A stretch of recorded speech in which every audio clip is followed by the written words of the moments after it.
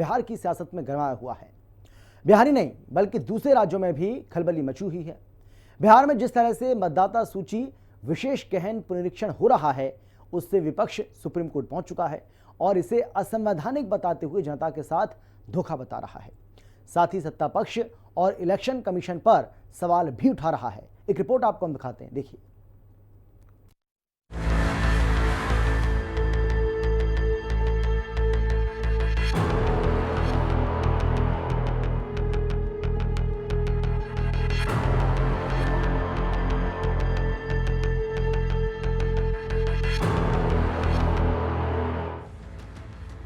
बिहार में मतदाता सूची विशेष गहन पुनरीक्षण पर सियासत गर्मा गई है। विपक्ष भी इसको लेकर सुप्रीम कोर्ट तक पहुंच गया है।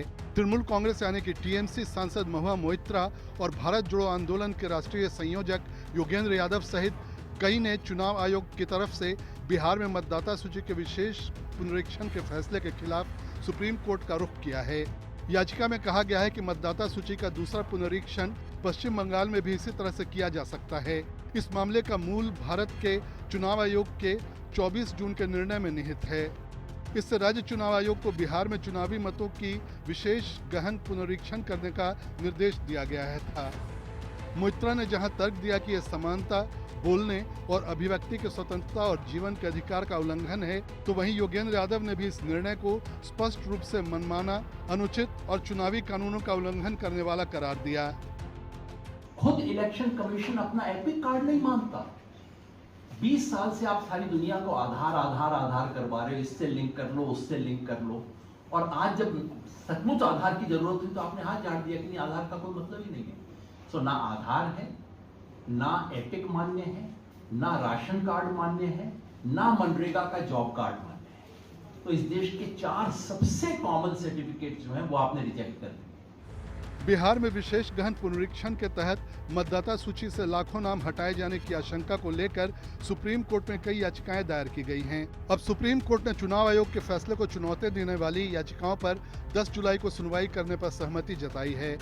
वरिष्ठ अधिवक्ता कपिल सिब्बल, अभिषेक मनु सिंघवी, गोपाल शंकर नारायणन और शादाब फरासत ने सुप्रीम कोर्ट में इस मुद्दे पर याचिका दर्ज की है। इसमें महिलाएं और गरीब पृष्ठभूमि से आने वाले लोगों पर सबसे ज्यादा असर पड़ेगा। वहीं अब इसको लेकर सत्ता पक्ष और विपक्ष पूरी तरह से आरोप लगा रहा है और कह रहा है कि यह असंवैधानिक है। अब तक ऐसा नहीं हुआ है, ये लोगों के हक के साथ खिलवाड़ है। बिहार के नेता प्रतिपक्ष और आरजेडी नेता तेजस्वी यादव ने कहा कि 5 जुलाई को उन्होंने चुनाव आयोग से मुलाकात की और उनके सामने अपने सवाल रखे। चिंता की बात यह है कि उन्हें अब तक चुनाव आयोग से कोई स्पष्टता नहीं मिली। तो वहीं एआईएमआईएम प्रमुख असदुद्दीन ओवैसी ने बिहार में मतदाता सूची के स्पेशल इंटेंसिव रिवीजन को चुनौती देने वाली याचिकाओं पर कहा कि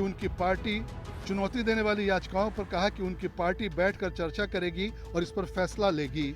ये भ्रम पैदा कर रहा है कि आखिर आयोग की वास्तविक नीति क्या है।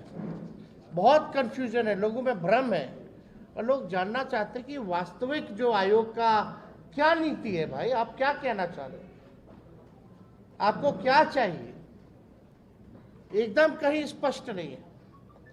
आदेश की जगह विज्ञापन और पोस्ट, ये कैसी पारदर्शिता है।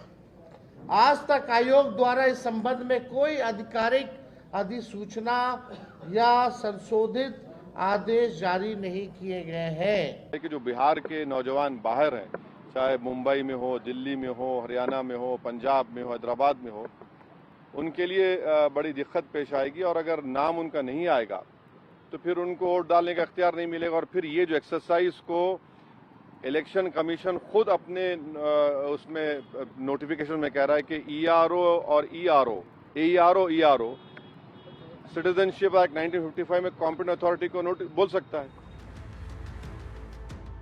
इस पर सत्ता पक्ष यानी कि बिहार बीजेपी अध्यक्ष दिलीप जायसवाल ने कहा कि चुनाव आयोग का मतदाता पुनरीक्षण कार्यक्रम जो चल रहा है, पहले उसे देखें। सत्ता पक्ष और विपक्ष मिलकर लोगों की समस्याओं का समाधान करेंगे और जरूरत पड़ी तो चुनाव आयोग से भी मिलेंगे। इस मामले को लेकर आरजेडी नेता मृत्युंजय तिवारी ने कहा कि जिस तरह से चुनाव आयोग की भूमिका संदिग्ध दिखी, चुनाव आयोग की मंशा पर सवाल उठ रहे हैं। ये लोकतंत्र है। आरजेडी सुप्रीम कोर्ट गई। 9 तारीख को बिहार में चक्का जाम होगा। चुनाव आयोग की भूमिका जिस तरह संदिग्ध देखी जा रही थी बिहार चुनाव में, चुनाव आयोग की मंशा पर सवाल खड़े हो रहे थे, चुनाव आयोग भाजपा आयोग बनकर काम करने लगी, तो लोकतंत्र है। माननीय सर्वोच्च न्यायालय में आरजेडी गई और 9 तारीख को पूरे बिहार का चक्का जाम होगा। हम ये नहीं होने देंगे कि वोट का अधिकार कोई किसी से छीने। नौजवानों, गरीबों, दलितों, पिछड़ों के वोट के अधिकार को, अकलितों के वोट के अधिकार से उनको वंचित करने की मंशा रखती है। चलिए अब आपको ये भी बताते हैं कि आखिरकार ये मामला है क्या। अब आपको ये भी बताते चले कि कौन से प्रमाण पत्र मान्य होंगे।